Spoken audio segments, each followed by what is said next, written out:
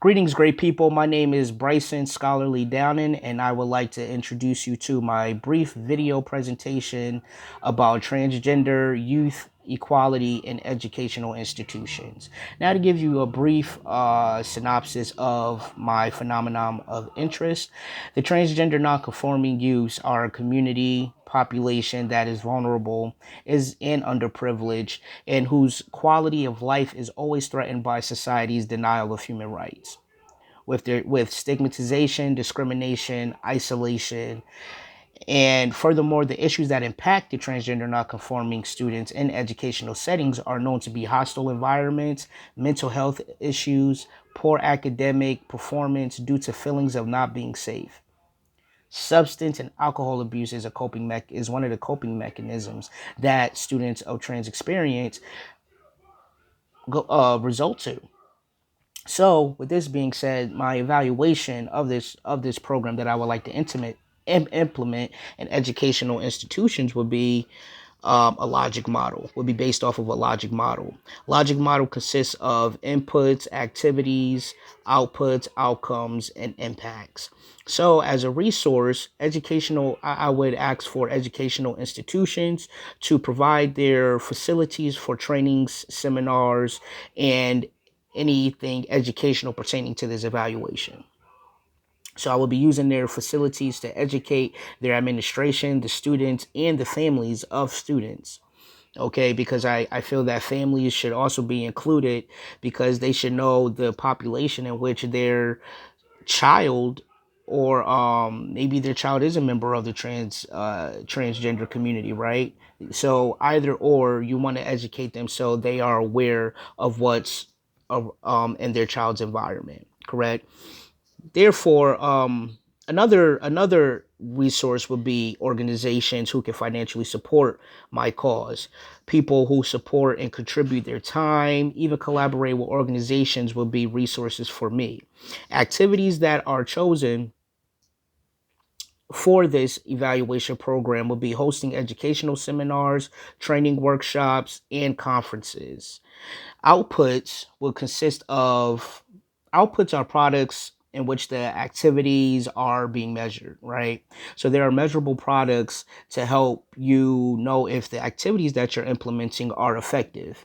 Therefore, surveys, pre-surveys, post-surveys will be effective outputs to help measure whether the seminars were effective or not.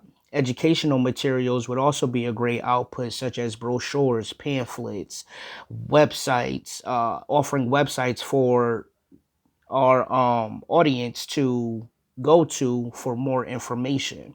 Also, a list of potential contacts of people or organizations that specialize and work with this vulnerable population. So that way, the educational staff, the administration, the students, families could continue to educate themselves on this population.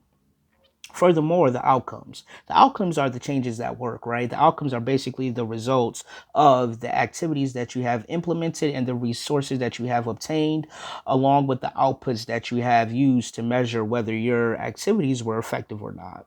So, the outcomes of this evaluation program will be to implement or will be to elevate the education and the cultural competency of the educational institutions, right?